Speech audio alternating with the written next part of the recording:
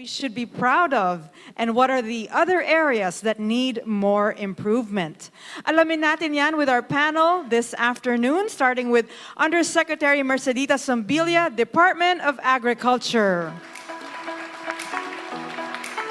Secretary Manuel M. Bonoan, Department of Public Works and Highways. USEC Ruth Castello, Department of Trade and Industry. USEC Odilon Parasaba, Department of Interior and Local Government. Secretary Conrado M. Estrella III, Department of Agrarian Reform. Secretary Renato U. Solidum, Jr., Department of Science and Technology. And Secretary Arsenio Balisaca, National Economic and Development Authority. Okay, since we're talking about food, let's begin with Department of Agriculture. Ma'am, the successful return of the Kadiwa stores has been proven to help both farmers and consumers. What is the long-term plan for the Kadiwa program? How does it contribute to the administration's goal of attaining food security?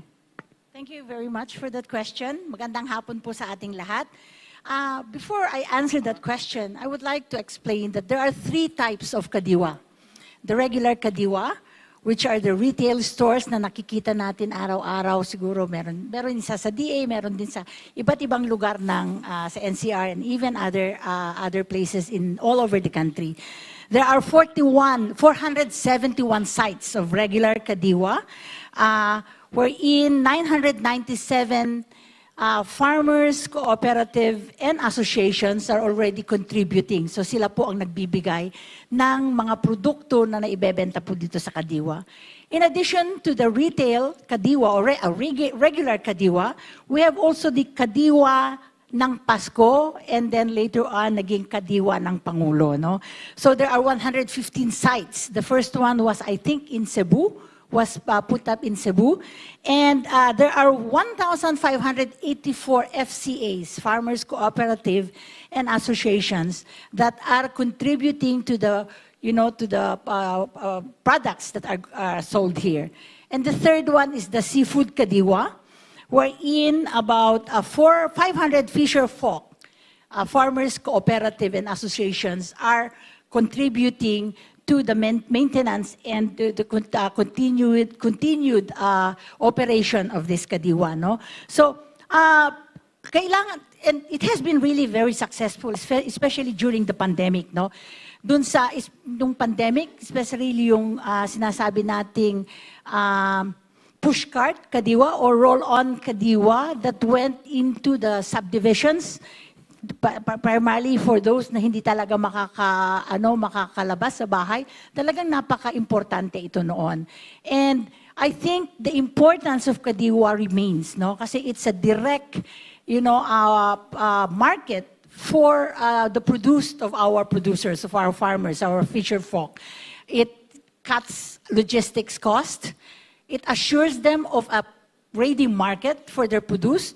So, basta nagkaroon ng peak harvest, punta lahat sa Kadiwa. And then, it also tries to stabilize the prices. Kasi, because of this logistics cost cut and there's no more middleman that, this produce go from one place to another, talagang napakababa yung presyo. And it really benefited a lot of consumers. Actually, yung regular Kadiwa, 1.83 million of consumers have been benefiting from this regular Kadiwa. So that's the main reason kung bakit natin kailangan na palawigin. And as the President has already mentioned, he really wants or wishes to have a Kadiwa in every locality, in every municipality. No? And this will assure ready market ready market for producers, assure availability of sufficient supply sa ating mga consumers at lower prices, so talagang very affordable. And it really, absorbs also excess produced that kasi hindi natin naiiwasan na tayo ay nagkakaroon ng bumper harvest. So with all these kadiwa centers around, there is always a place for our producers, to have their markets, their produced marketed. So but this has to be put in a strategic places. And I think it's high time that we really need to make some assessment on how the kadiwa has really been performing, and how it really has benefited both the farmers and the consumers. And I think we'll need to have a study with regards to that, so that we can identify more specific interventions where we can place this kadiwa where they are most needed, and that will make them a little bit more, much more valuable than what they are probably giving now. Thank you, Yusek Sumbilya. We'll get back to you later. Let's move on to DPWH Secretary Bonoan. Many of our country's farmers and fishermen still face challenges in transporting their produce. Thus, what are the DPWH's efforts towards establishing an efficient food logistics chain that will help farmers and fishermen sell their produce? Thank you, Daphne, for that question. Well, the Department of Public Works and Highways, as the infrastructure arm of the government, is actually supporting itong food security program of the President, actually. When before, actually, DPWH was just implementing yung farm-to-market roads. But I think the President says that it's not only farm-to-market roads. We have to develop, actually, other facilities that will support yung mga production areas ng agriculture. From July of last year to May of this year, the department was able to build 216 kilometers of farm-to-market roads at saka 8 kilometers of farm-to-mill roads. Pasimula lang po lang yun. Kasi nagsisimulang pala naman kami yung mga taon na yan. But now, alam po ninyo, in 2023, the Department of Agriculture has downloaded to us a total of, I think, about more than 14 billion pesos worth of farm-to-market roads. About 1,000 kilometers yata yung gagawin namin. And this will significantly support actually yung food production, food security program of the government. Recently, meron din kaming we have entered into a memorandum of agreement with the National Irrigation Administration, yung tinatawag ko naming kalsada tungo sa patubigan o katubigan program. It's a convergence program that aims to implement small water impounding projects, small river impounding projects, and service road infrastructure projects. Now, we are again just starting in 2023 with a small amount, less than half a billion pesos for now, para dun sa mga service roads inside the production areas of the National Irrigation Administration. And then we are going to start developing yung mga small water impounding projects, 2024 will be a more robust allocation for NIA, for National Irrigation Administration, kasi ito yung in-emphasize ni Presidente, yung small water impounding projects at saka small river impounding projects. And plus, actually, if we can tap actually yung sa mga flood control programs namin for possible source of water sa National Irrigation Administration. Of course, hindi lang naman yan doon sa sa Department of Agriculture o NIA. Meron din kaming convergence program with the Department of Trade and Industry for the construction of road access to small and medium enterprises all over the country. And this is a big program that we are undertaking. Medyo malaki yung budget din namin dito, and we are coordinating closely with DTI in the identification and prioritization of their projects all over the country. Thank you. Thank you, Secretary Bonoan. The Department of Trade and Industry. The DTI has been a key partner of the Department of Agriculture in putting up the Kadiwa stores around the country, having served more than 1.8 million families in total.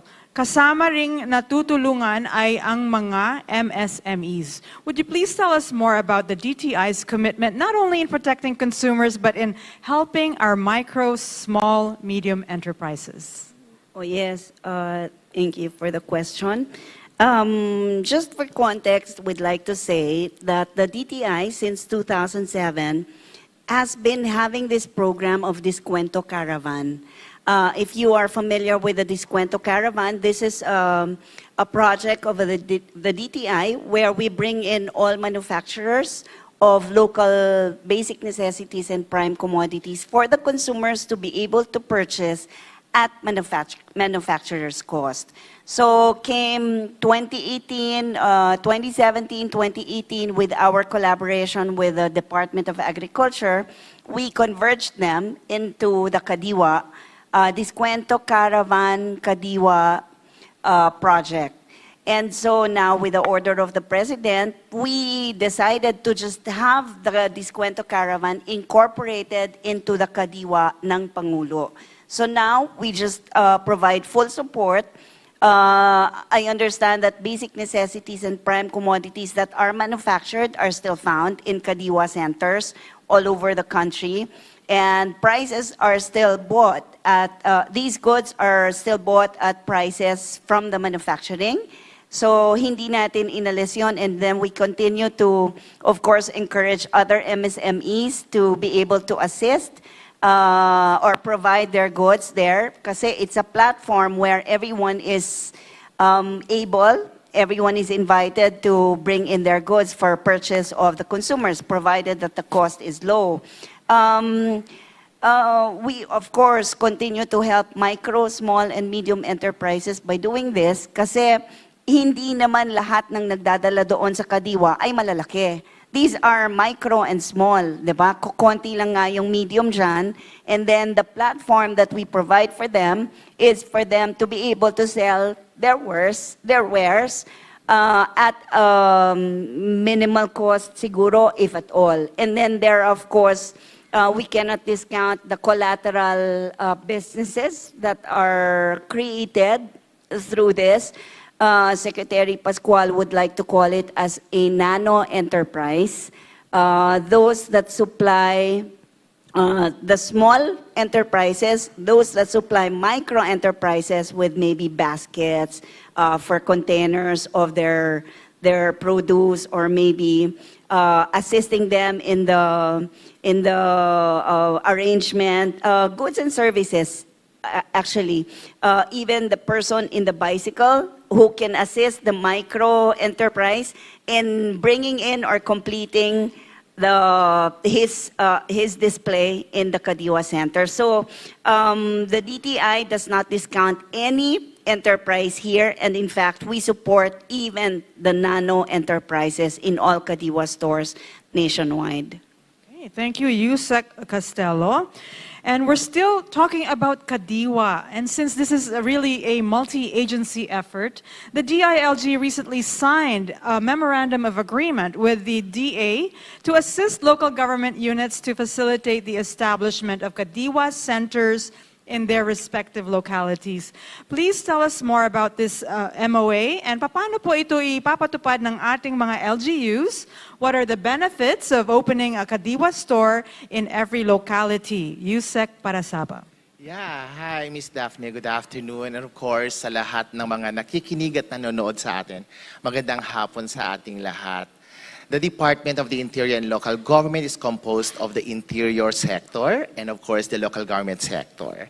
And why we are here, Secretary Benhar Abalos himself, the leader of the DILG, is a champion for food security, supportive of course of PBBM's agenda.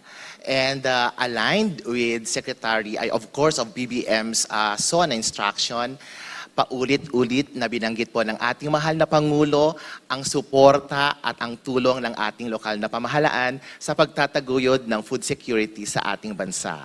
It is in this essence wherein we had inked with various national government agencies a memorandum of agreement that formalizes the interconnectedness and of course the collaboration and partnership of various national government agencies na mararamdaman at mas klaro na i-implement natin ang kadiwa ng Pangulo sa lahat ng mga 81 na probinsya, 146 na urbanized cities, and of course independent component cities, and of course 1,400 plus na municipalities and 42,000 plus na barangays. It is really a gargantuan task. Malaki ang responsibilidad ng ating mga lokal na pamahalaan, Ms. Daphne. And for that MOA on last July 17, 2023, no less than the very good President Bongbong Marcos had really launched and at the same time witnessed the MOA signing with the big department agencies na tumulong at tutulong sa ating lokal na pamahalaan.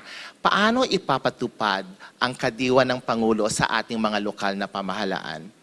Proactive as he is, Secretary Benhar Abalos issued a memorandum circular outlining and at the same time defining the operational mechanism of the kadiwa ng Pangulo, of course, sa ating mga lokal na pamahalaan.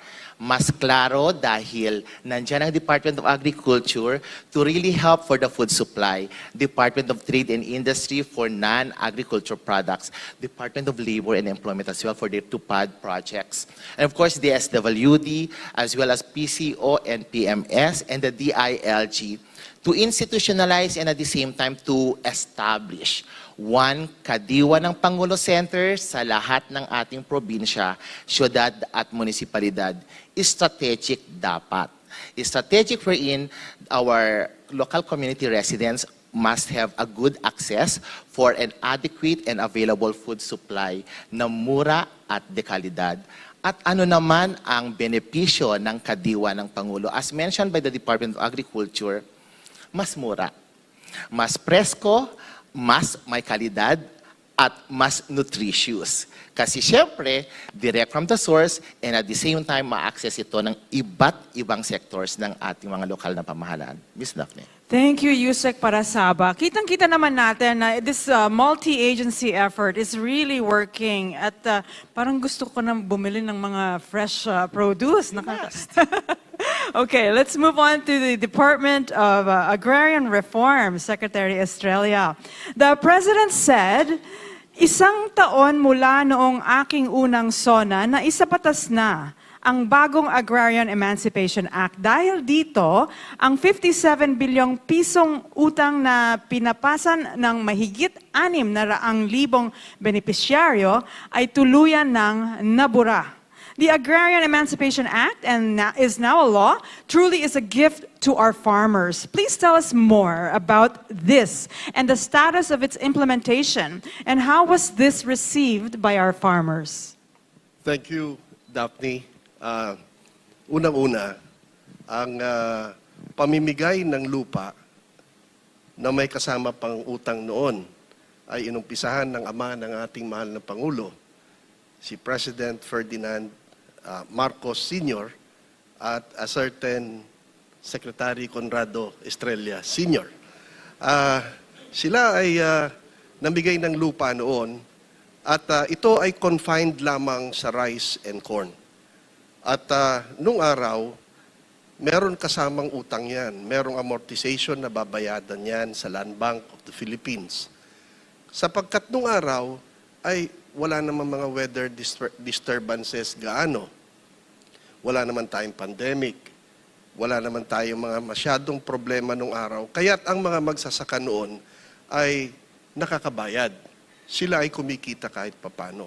Fast forward, sinibak-sibak natin ang lahat ng lupa, including crops that require vast tracts of lands for them to engage in economies of scale. Kaya nakita naman doon na bumaba ang ating production. Statistics will not lie, bumaba ang ating production. Pagkatapos, meron na naman mga sumunod na developments na nag-issue naman tayo dahil siguro gusto natin magmadali Gusto natin pagibayuhin ang pagdidistribute ng ng Certificate of Land Ownership Awards. Kanya nag-issue tayo ng tinatawag na collective CLOA. What is a collective CLOA? Collective CLOA means a title that is distributed, and this title, for example, covers about 200 hectares. At meron din nakalagay doon na 200 din ang may-ari. Fine. I don't see anything wrong with that. Except that nalimutan natin na i-parcelize. So, can you just imagine how confusing it would be if there will be 200 owners for a 200 hectare lot, and without telling ikaw, Juan, dito ka sa malapit sa paanan ng bundok, ikaw, Pedro, doon ka malapit sa daan, ikaw, Daphne, doon ka sa malapit sa irigasyon. So it's very confusing. No? Plus, nagkaroon ngayon ng pandemic at grabe yung climate change ngayon, yung weather disturbances. And then, nagkaroon pa ng problema because the payments of amortization fees were not exactly updated.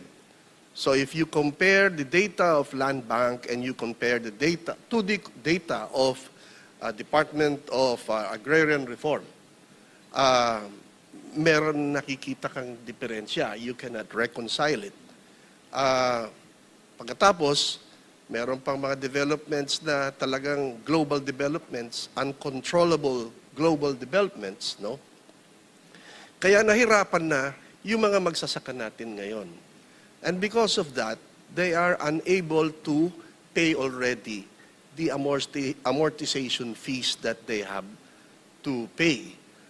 Nahirapan na ang ating mga magsasaka na makabayad. Kanya't, napag-usapan namin ni Secretary Benjoc, no? At ganun din ang ating mahal na Pangulo, na hindi rin naman nakakabayad ang ating magsasaka. At mahihirapan na talaga sila. Noon, namigay naman ng lupa ang ating ninuno, bakit hindi natin gawing mas maigi ngayon? Mamigay tayo ng lupa na libre na para matulungan ang ating mga magsasaka. Hence, the emergence of Republic Act 11953, which is known as the New Agrarian Emancipation Act. Ito ay ang pagkondon ng lahat ng mga utang amortization fees na babayadan ng ating mga magsasaka. At napakalaking bagay nito, it is nicknamed, by the way, the Happy Law. Napakalaking bagay nito sapagkat this is going to free our farmers, our agrarian reform beneficiaries from sa kanilang mga utang, no? At magkakaroon sila ng surplus income, at dahil dyan, pwede silang, they can now, because they have surplus income, they can now engage in a more modernized and mechanized farming. No? Meron silang magagastos na additional na puhunan. At itong New Agrarian Emancipation Act, or the Happy Law, sinasabi nga ng mga senador, no? Ito ay produkto ng pagtutulong-tulong ng maraming sektor ng ating republika. Nandyan ang mga senador, nandyan ang mga congressman na tumulong sa atin, ang membro ng mga kabinete, ang ating Pangulo, at siyempre ang Department of Agrarian Reform. And maraming contribution ang nagawa ng ating mga kasamahan sa DAR dahil dyan, no? At siyempre, ang mga ating mga kababayan, no? This is the product of a united front. At ito ay naayon sa batas dito sa Happy Law, ayon sa provision ng New Agrarian Emancipation Act. Ito ay magte-take effect 15 days after publication in an official gazette. Ito ay na-publish sa official gazette noong July 9, 2023. At 15 days thereafter, which means that July 24, this will take effect. Now, of course, do not be confused. Effectivity and implementation are two different things. Ang implementation nito, it says also, it is provided for in the law that 60 days upon effectivity of this law, the triumvirate of the Presidential Agrarian Reform Council, the Land Bank of the Philippines, and the Department of Agrarian Reform should come up with an implementing set of implementing rules and regulations. And in fact, the President wanted us to hit the ground running.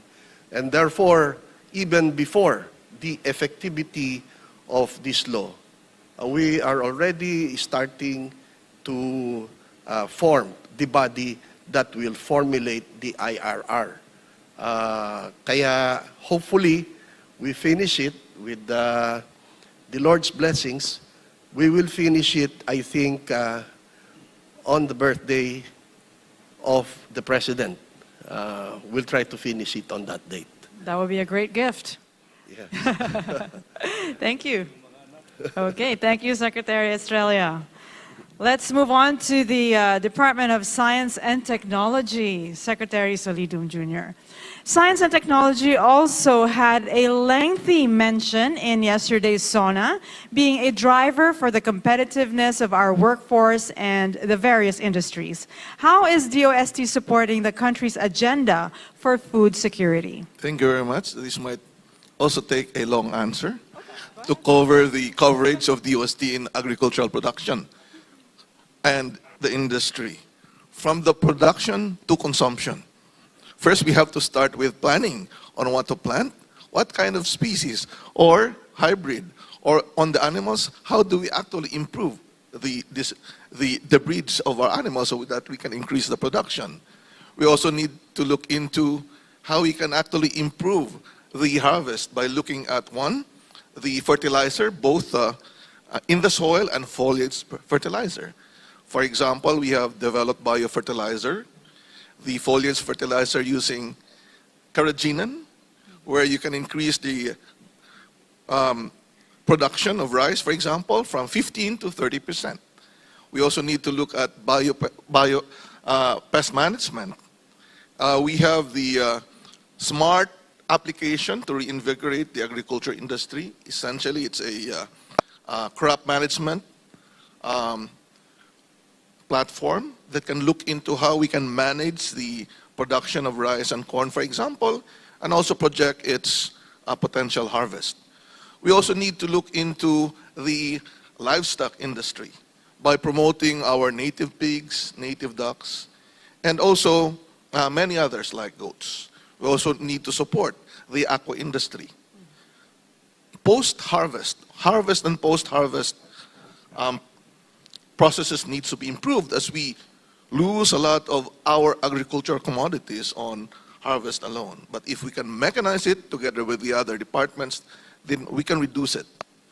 But beyond that, to transport the agricultural commodities to different areas in the Philippines, we need to develop smart packaging and green packaging. So we have laboratories to do that, to package these things well. And now we have the new simulation packaging laboratory where we can simulate if this packaging will withstand the ruggedness of our road until the DPWH will give us paved roads all over the country. Now, on the post-harvest value chain addition, we need to look into helping our farmers and micro, small, and medium enterprises get more value out of these agricultural products. So we use science, technology, and innovation to help our MSMEs to earn more by improving their product and improving their productivity. Now, of course, when we do all of this, the bottom line is, are we also looking into not only production, but also consumption. So we must look into sustainable production and consumption, where the other wastes of the agricultural products that we produce would also be used for other purposes where our farmers can get something out of it. Now, in the end, we can have enough food supply, but we have to make it nutritious. So we have the Food and Nutrition Research Institute that would provide us guidance. Sometimes the problem is not only production, but overconsumption. The bottom line is, for our body to be healthy, we need to eat right, the amount and the nutrition. So to summarize everything, sa siyensya at teknolohiya, ang pagsasaka aarangkada. Sa siyensya at teknolohiya, ang mga pagkain masagana at masustansya. At ang mga magsasaka at negosyante, pag ginamit ng siyensya at teknolohiya, tiyak, kikita sila. Galing. Okay, thank you, Secretary Solidum.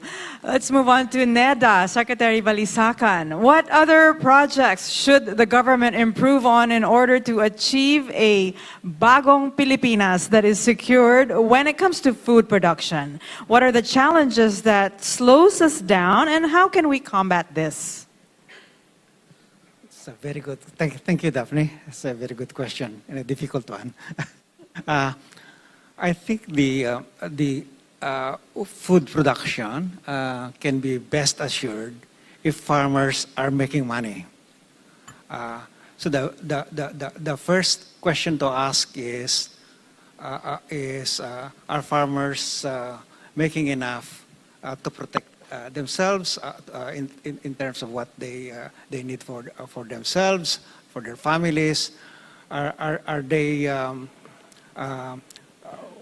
they getting enough, say, profit? The usual metrics is output per hectare. Yun ang tinitingnan palagi ng mga ahensya natin. Pero ang mas importante rito, titingnan yung profit per hectare, or profit per labor, or profit per family that the farmers make. Kasi kung ganon, ang metric, siguradong ma-incentivize yung farmers to produce more. At ayun yung ang sentro doon sa Philippine Development Plan 2023 to 2028. It focuses on achieving food security by addressing the issue of profitability at the farm level. And you look at prices of outputs, you look at prices of inputs, and you look at the productivity of the farm. And so, importante lahat yung mga sinabi ng mga kapanelists ko rito in terms of affecting the productivity, affecting prices. Like for example, sa land tenure, it has been proven and shown in the literature that when you own the land, you get a higher productivity from your use of your land, partly because you can use also that land as an instrument for accessing credit. And so the financial market will improve with improved security of farm tenure. Yung post-harvest facilities, post-harvest and logistics na sinasabi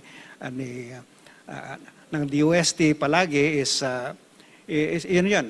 It also increases the earnings of farmers because that will reduce spillage, spoilage, will reduce transaction costs sa merkado, therefore mas mataas yung presyo na maiiwanan dun sa farmers. The concentration naman ng Department of Agriculture, lalo na dun sa pag-build ng irrigation systems, halimbawa, that allow farmers to plant twice, 3 times a year, that surely increases productivity. Ang medyo kulang tayo rito over the years is yung suporta sa R&D, Research and Development. Kasi kinakailangan din natin mag-produce ng new varieties, new technologies, new processes that are appropriate at the farm level. One thing that's unique about agriculture is appropriateness of a technology depends so much on the context. Yung pwede sa Ilocos, medyo maaaring hindi pwede sa Mindanao, halimbawa. Yung malalaki yung mga farm sa Mindanao, maliliit sa Ilocos.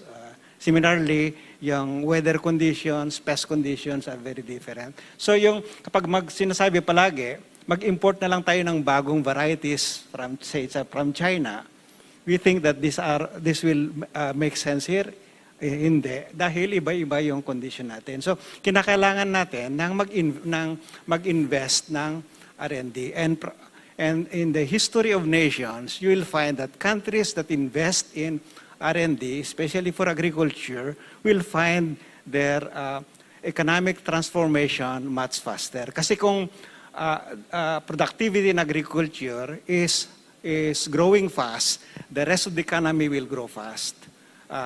Food insecurity will not happen, and elevated prices will be moderated. Yun ang naging problema natin sa atin dahil in the past, no? Dahil palaging elevated yung prices every time na may problema sa agriculture, no? Inflation.